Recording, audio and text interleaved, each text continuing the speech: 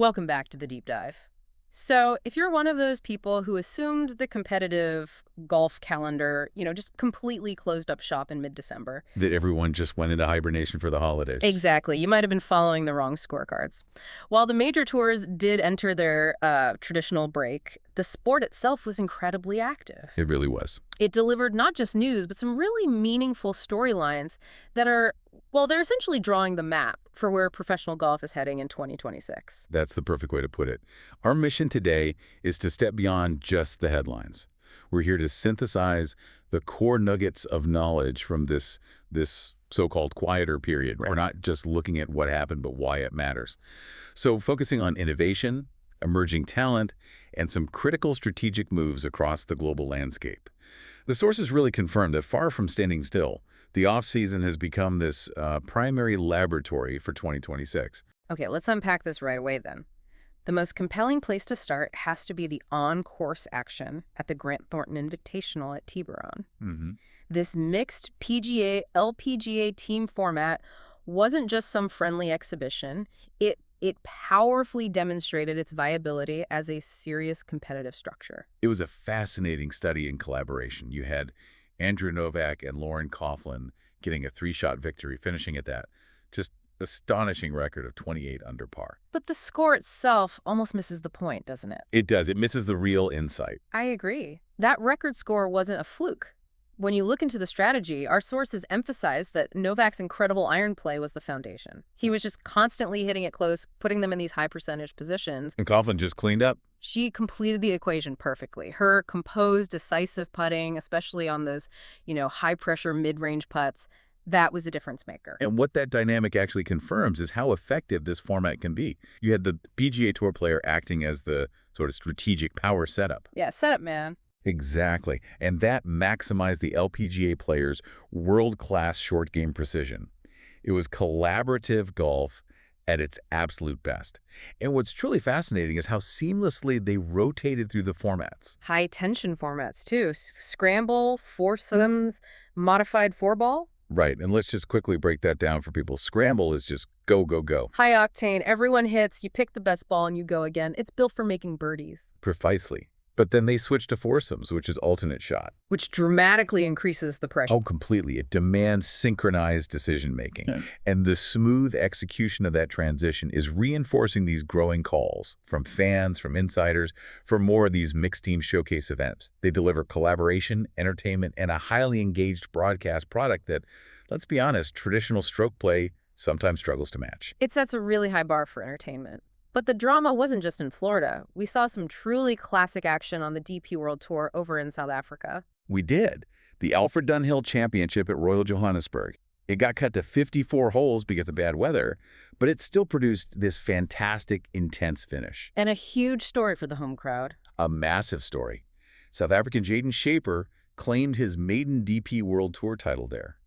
He had to go to a 10th playoff to beat Sean Norris after they both finished at 16 under. And for a young player, getting that first win on home soil after battling the weather, that's a huge milestone. It is, but this is where the story pivots from just a breakthrough to pure dominance. Shaper didn't just capitalize on that momentum, he basically stole the show for the last 2 weeks of the year. He won back-to-back. Back-to-back. He triumphed again just 7 days later in another playoff, this time at the Afrasia Bank Mauritius Open over Ryan Gerard. That's the real story of mental fortitude, isn't it? It has to be. Going back-to-back and both wins needing that high-stakes, sudden-death pressure of a playoff.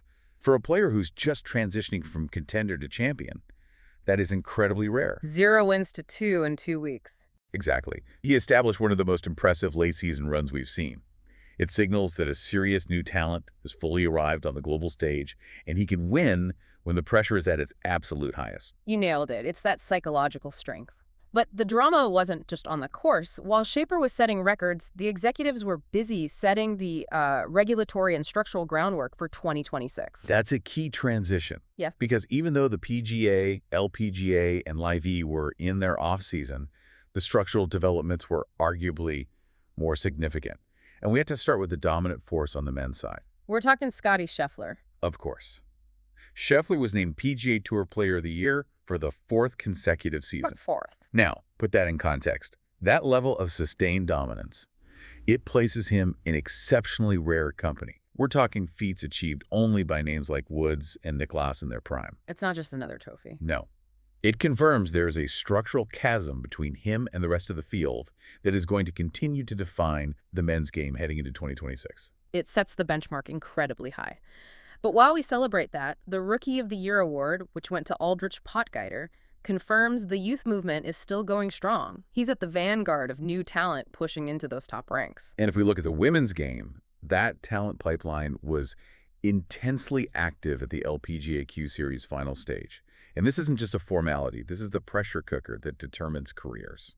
So tell us what securing that full status actually means here. Because saying the top 25 gained full 2026 LPGA Tour status, it sounds simple, but the context is brutal. It is brutal. The LPGA Q Series is a marathon and a bottleneck. It's where all this global talent converges, fighting for a very finite number of spots that offer full access to the most lucrative women's tour in the world. So the players who get through that gauntlet, and we see incredible geographic diversity in those top 25, they are entering a tour already battle-hardened. Confirms the global health and depth of the women's game. It means the level of play at the bottom of the LPGA is as high as the top of many other tours. That's a really powerful way to think about it.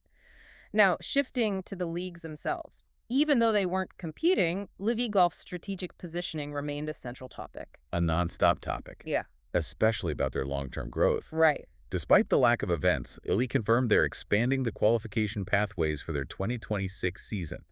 This strengthens their links to the International Series, and it confirms their ambition to build out a more comprehensive, tiered system that feeds talent into their league. You're trying to build a foundation. Exactly. To solidify themselves not just as an exhibition, but as a legitimate global tour system. And we can't talk about this without addressing the elephant in the room. The OWGR, the official world golf ranking. Always lurking.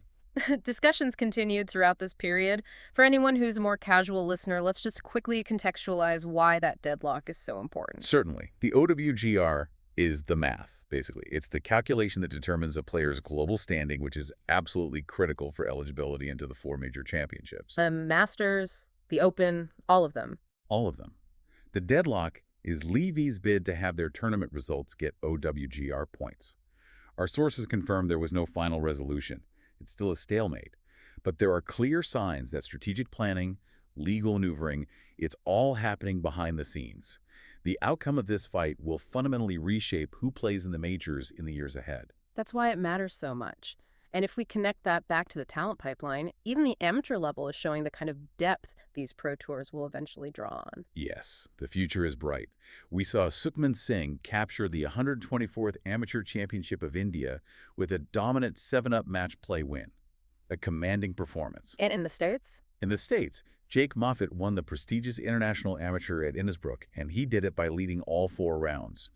That kind of consistency, whether it's Scheffler at the top or Moffitt at the amateur level, it just shows the talent keeps flowing into the global system. So for our final segment, let's turn to maybe the biggest technological pivot of the offseason, and that's modernizing consumption. I'm talking about the launch of TGL's second season. The High-Tech Indoor League. Founded by Tiger Woods and Rory McIlroy.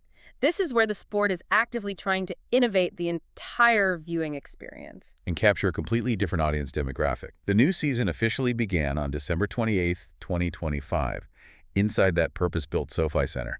And it's just a totally different competitive environment. It's golf as a studio sport. That's a great way to put it. It combines real ball striking into this massive screen with advanced simulator technology. And it's all packaged into team-based match play, set inside a dramatic made-for-TV arena. And its ability to deliver tension and pace is just, well, it's tailored for a broadcast audience.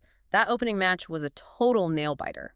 Atlanta Drive beat New York Golf Club 5-4. And it was decided on the final hole. The very last one. And that's by design. The format uses 3-on-3 matches, rotating between alternate shot and singles. Alternate shot requires that intense focus, while the singles add those individual heroic moments. Crucially, by making it team-based and limiting it to match play that ends on the final hole, TGL avoids the slow, uncertain finishes that can sometimes plague stroke play. It's designed to guarantee tension. Guaranteed tension, which is ideal for modern broadcast pacing. But isn't TGL still fighting some pretty significant skepticism from, let's call them golf purists? Is this True innovation, or is it just a novelty act that relies on star power? And that's the core intellectual friction here, right? Yeah. The purists argue it removes the essential elements, the wind, the terrain, the walk, and turns it into a video game. But TGL is leaning into the technology to address that. They took feedback from early development seriously. What kind of improvements? Season 2 enhancements included improved visuals to make the simulator more realistic, a clearer broadcast presentation that really shows you the physics, and a refined competitive flow. So the goal isn't to replace traditional golf. Not at all. It's to offer a complementary, high-tech, high-speed entry point for new fans.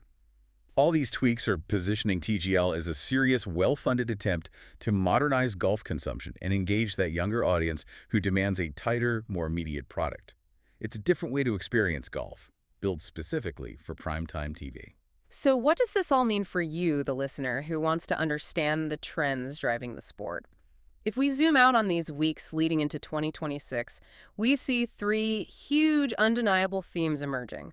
First, innovation, proven successful by the mixed teams at Grant Thornton and the tech structure of TGL. Second, you have the confirmation of both historic dominance Scotty Scheffler's run and the emergence of new, clutch talent like Jaden Shaper. That proves high-level competitive pressure is everywhere. And finally, that structural evolution. The intense bottlenecks at the LPGA Series, a Live V strengthening its pipelines, and that foundational battle over OWGR points. The foundations for a compelling and truly transformative 2026 are clearly being laid right now. It all proves that professional golf does not stand still, even when the stars are on a break.